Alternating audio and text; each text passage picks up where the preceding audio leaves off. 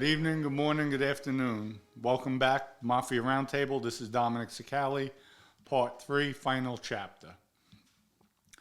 I left off where I was in the insurance company with Ernie Colazzo, Vinny Forrester, and George KEHOE were downstairs waiting for us. Guy needed us to collect money, and he wound up giving us $3,000. We had to collect about 30. Ernie said, fuck him, we'll wind up keeping the whole thing. We're up there maybe about an hour, hour and a half. As we went downstairs, the two gentlemen were waiting for us. I got in the driver's seat. Ernie was sitting next to me. Vinny right behind me. And George KEHOE in the passenger back seat. We had a Cadillac Seville at the time. It was rented and was under the kid's name, Michael Sniffen, who actually went back up to New York because Ernie beat the shit out of him the night before. As we're driving, it took me about maybe 20 minutes to get home. Actually, not home, went to Sandy Shoes Motel, went out, went to the hotel room, checked it out, checked the scene out by the beach, just looking over, not even walking the beach. Told the guys we'll see them later. And with that, George and I left. I had a Caddy DeVille at that time. Went home back to the complex. I told George, all right, we're going to be meeting up for going to a hamburger place that played music. It was an upscale place. And we're going to have dinner. So it was about 7 o'clock we'd meet up. George came to my house maybe about 10 to 7. We drove there, met Ernie and Vinny there. George, again, like I said, this night he was doing some bumps, getting high. He didn't even eat. He took my car, went out, went driving around, who knows where, probably a strip club. But we were there maybe about 2 hours. We had dinner, listening to the music. Then Ernie tells me, I'm with my wife was also there. He says, Dom, let's go to Roland's. Roland's was like a bar, restaurant, lounge type of vibe. Nice place. They knew the owner. It was in Fort Lauderdale. I said, all right. By this time, George came back, and we headed to Roland's. George was with my wife and myself. In my car, I was driving. Ernie and Vinny, we were following them. We get there, park the car, valet takes the car, walk in. So Vinny called, we all go by the bar, and then Ernie pulls me to the side. Now, all the time, these are my father's friends, but George never knew this. Ernie pulls me to the side. As he pulls me to the side and goes to tell me something, he gets out, you know George is trying to kill you. I responded, I know. As I said, I know. George walks right over. He wanted to know what we were talking about. So Ernie and him get into an argument. So I told him, get the fuck out of here. Like, you see we're talking. And then George responded like, you don't speak to me like that. And they went back and forth. So I got in the middle. I said, guys, come on, stop. It's nonsense. George, excuse us. We need to talk. Okay, all right. George went over by the bar where my wife was sitting and Vinny was. So Ernie explained to me, he says, you know this motherfucker who's trying to kill you. I said, I had an idea. And I told Ernie, he tried getting me to go fishing one time. And then with the TV incident, they wanted me to break into the guy's house with him all the way out west in bumfuck Florida. So he said, no, it's serious. I says, I have an idea. He says, no, it's serious. When we were upstairs in the insurance company, again, George didn't know that these were my father's friends. George told Vinny, I want to kill Dominic. Do you want the contract? So Vinny says, yeah, how much? George, I'll give you $20,000 cash. He said, okay, what do you want me to do? He says, I want you to shoot him. So Vinny says, I don't have a gun. George says, here, I have a gun. So Vinny said, all right, here's what we'll do. When he's driving, I'll give you a nod, or I'll tap you. Pass the gun over to me, and I'll shoot him in the back of the head. George said, okay, good, perfect. This is where his mindset was. He's on fucking drugs. You're going to shoot me in the daytime? In the back of the head in the Cadillac, I'm driving, idiot. So anyway, I'm driving. Ernie's telling me. Vinny gave him the signal. George passed him the gun to Vinny. Vinny took the gun. And then at the end of the day, of course, he didn't shoot me. So I says, oh yeah? Okay. Here's what we're going to do. Wendy's going to have a bad headache. So we'll have a few more drinks. She's going to have a bad headache. I'm going to ask her, come on, let's stay. She's going to say no. And then with that, we'll try to get George. Tell him you're getting prostitutes, going to the hotel room. He'll definitely bite for that. Or just talk about the prostitutes. And then we'll get him in the hotel room. Once we get him in the once you guys get him in the hotel room, if he does go for it, I'll just, when you get there, I'll be there in about 20 minutes. Let me go home, change. And just make sure he's knocked out. And he said, okay, you got it. We go back to where everybody is. I told Wendy, after this drink, you have a headache. Start bitching, you want to go home. She never questioned me. She's like, okay. We have the drink, she starts bitching. And I'm going back and forth with her. Why you want to go home? Why are you going to ruin my night? I'm out with the guys.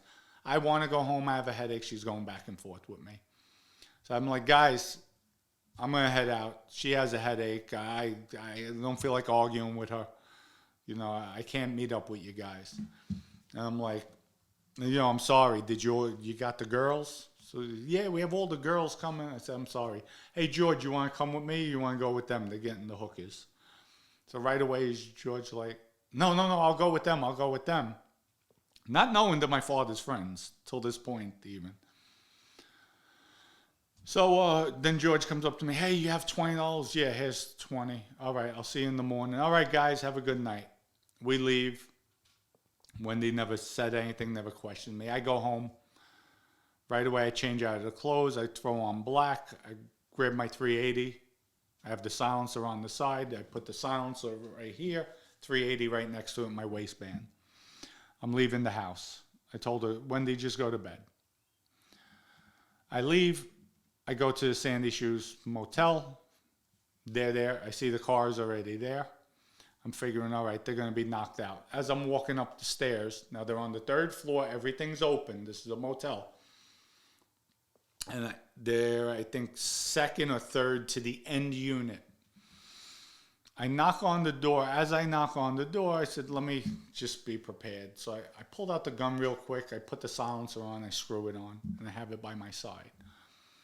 Lo and behold, I hear, who is it? And it didn't sound like Vinny, and it didn't sound like Ernie. Door opens. The chain's on the door. It's George. Excuse me. I said, George, do me a favor, open the door.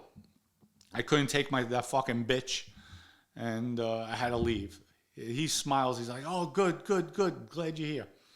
As he opens up the door, I push him with one hand, put the gun up. Put your fucking hands up. Put your hands up. Right away, Ernie comes around and pats him down. George has 2 guns on him in his waistband.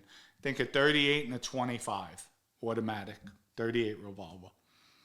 Takes the both guns off of him, throw him to the bed. So I'm like, they shut the door. Motherfucker, you wanted to kill me? No. Right away, Ernie, you're calling me a fucking liar? No. George, you realize these guys are my father's friends? He didn't know what to do. You wanted to fucking kill me? I never wanted. What are you talking about? So Ernie jumps up right away. You passed Vinny a gun, didn't you? And he didn't say anything. All of a sudden, he gets up. No, I'm sorry. He's leaning back and forth on the bed, and he's going, I have to pee. Gets up and bolts. As he bolts, I turn around. Boom. I hit him. Back of his head. He's running forward. As I hit him, his whole body jerks back, goes stumbling backwards. He's on the floor, and you just see blood just pumping out of his head. He's laying there. I'm like, guys, what the fuck? You're supposed, now he's out. You're supposed to have him knocked out. What the fuck? Like, are you kidding me? We hear a knock, a pound on the wall. Of course, I guess our voices, everything was loud. All right, we'll lower our voices. You didn't even hear the gun. You didn't even hear the shell hit because there was carpet. All you heard was an action, like cocking it. But, silencer did its job. It's just a puff you hear. With that, we take George, we pick him up, put him in the bed. All right, let's go get cleaning supplies. I'm going to go get cleaning supplies. While I do, just start putting things together. We all leave the room to go get cleaning supplies. As we're walking down the stairs, as we're walking down the stairs, I said, let me make sure he's dead. I walk back up the stairs. As he's laying in the bed, I pump one more into him in the back of his head. At this point, there's no blood coming out, so I know heart stopped beating. He's dead. I go back outside, lock the door. We leave. They go in the rental car. I go in my car. I go back to my house, take a shower curtain, cleaning supplies, and I head back out. I meet them back at the hotel room. I have gloves on.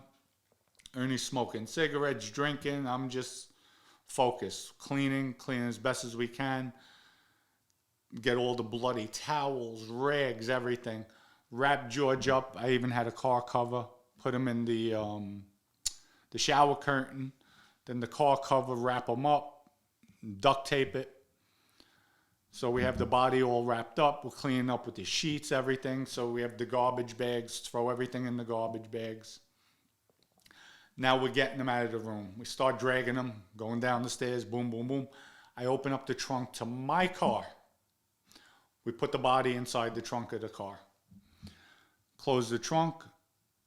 So Ernie and Vinny, they take the garbage bags they have and they put it in the rental car. Just shut the rental car. We're leaving the rental car there. Now it's maybe 3 o'clock, 3:30 in the morning. All right, let's go. They left the bags in the rental car. And we go into my car and we start driving. So I'm heading north, go to West Palm Beach. Go down a quiet road. It's pitch black, dark out. It might be about 4:30, almost 5 in the morning. It's still pitch black. We take the body. There's a canal. Throw the body down the canal. 1, 2, 3, boom. Throw it down the canal, goes rolling down. Shut the car, get back. Daylight's breaking. All right, guys. They're getting ready to leave. They're like, all right, we're going to check out. We're going to leave. Okay, good. Just make sure the room's clean. Okay, good. They take the garbage bags. They throw out what they had. I throw out what I had. Mine I put somewhere close to my house, but different garbage bins. I threw it. I get home, all the clothes I had on right away. Doused everything in bleach, threw it in the washer, let it soak, and then washed everything. Went up to bed. Next morning I get up. They drop the rental. I meet them. They drop the rental car right off at the rental place. I think might have been Rent a Crash or one of those low budget rental cars, but they had the Cadillac Seville there. Dropped the car off there, left the keys in it, and just left. Because remember, it was under Michael Stiffin's name. So with that, they leave. I go home. Maybe a day or two passes. I get a call from my father. Don't let this go to your head. What are you talking about? Well, I don't know what you're talking about. Because my father felt, don't go kill crazy, but I would still never admit anything. So, obviously, Ernie's big mouth told him we killed a guy. I decided, well, I'm going to come up to New York. So, I go to the rental place, and they gave me the exact same car Michael Stiffen had. So, I'm like, look at this shit. So, I take the car. And I drive it up to New York. I'm up there for maybe about a month. I come back down to Florida. As I pulled in, I go into the house, I'm at the condo. All of a sudden, I get a knock on the door. It's Broward County Sheriff's Office. Hi, you're Dominic Sicali. Yes. You know your neighbor, George KEHOE? Yeah. What's wrong? Can you come down? We have to ask you some questions. Sure, no problem. That was my biggest mistake. I go down with them. They tell me, George was reported missing. I said, no, I didn't know that. I've been in New York. I left him. I was with him, left, and I went with my wife. Okay, could you look at these photos? They showed me a picture. The guy looked like Bozo the Clown. I mean, they said, is this Ernie? I looked at him. That's not Ernie.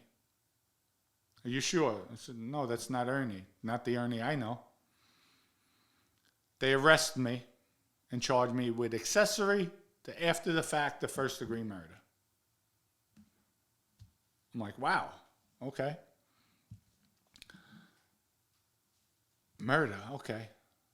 And then they hit me with, we found his body, this, that. Okay, no, I'm not aware of it. But they said that was Ernie. It probably was a guy named Ernie, but I should have just kept my mouth shut. So I'm getting ready to make bail. Then they charge me with first degree murder. They just upped the charge. Okay, getting ready for the bail hearing. We have the bail hearing. Now, as I'm walking into the courtroom, we're basically shackled with 20, 30 guys with me, all state guys. Right away, my family's there, my grandmother, my grandparents who adored me. Dominic could do no wrong. My grandmother Sicilian, my grandfather Napolitan. My grandmother speaks broken English. Right away, she goes to come over to me. And she starts with her notes, like when she gets nervous. Why is he handcuffed? He's a good boy. I'm like, Grandma, I'm okay. Now I have all these guys with me in jail. The courtroom's packed. I'm like, Grandma, I'm all right. I'm fine, relax. No. And the bailiff was really nice, an older gentleman.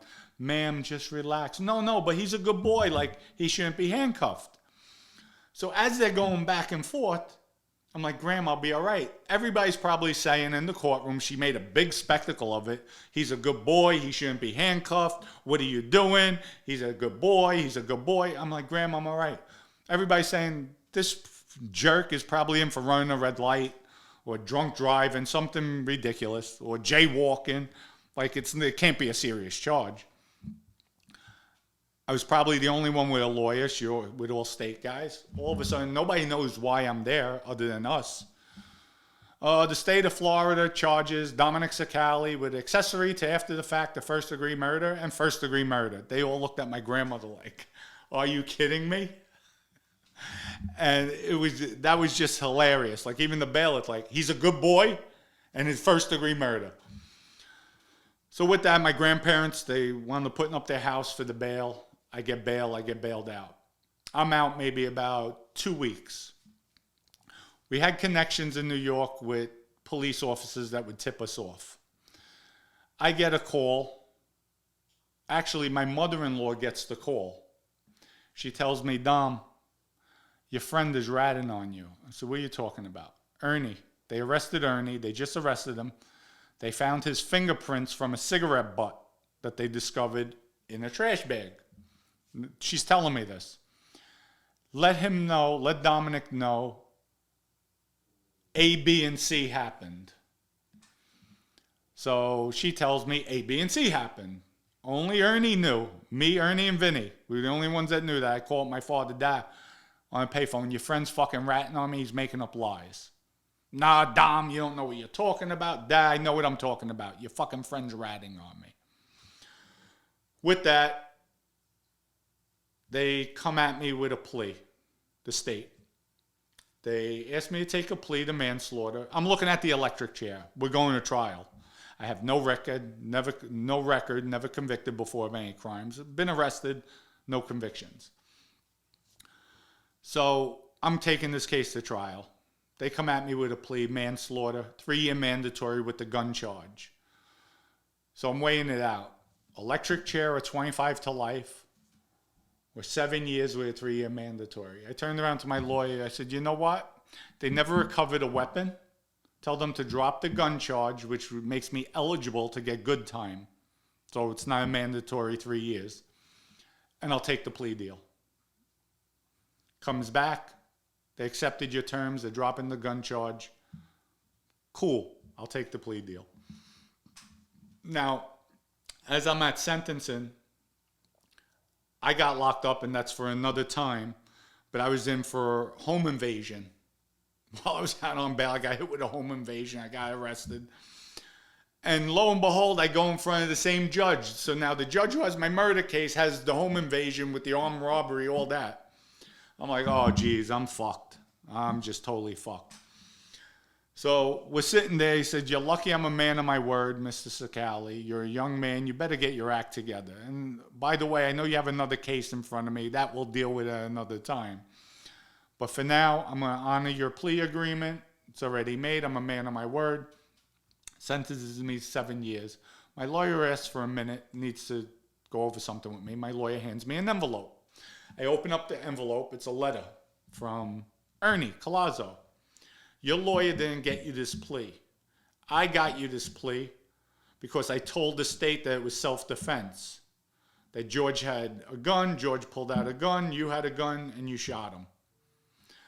I'm the one that got you the plea. So with that, he ratted on me, but I'm sure that's why I did get that type of plea deal. And lo and behold, later on, Ernie was back around in New York, hanging out. I'm like, Dad, are you fucking kidding me? And my father was using drugs too. He was on heroin with Ernie.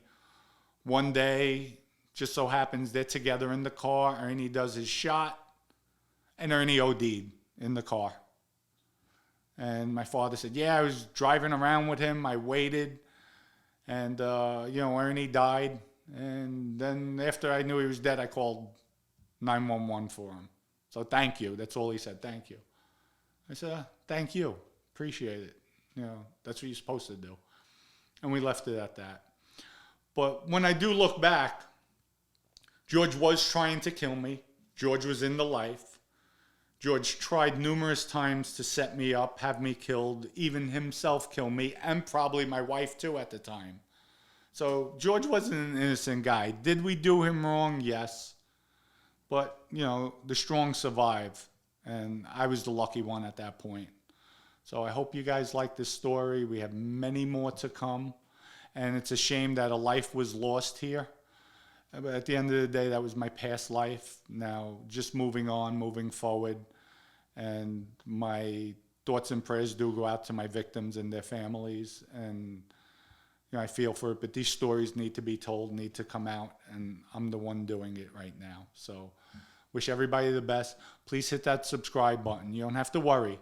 You can hit the button. You're not going to get electrocuted. This is not the electric chair button. Hit the subscribe button. Become a member of this channel. It's greatly appreciated.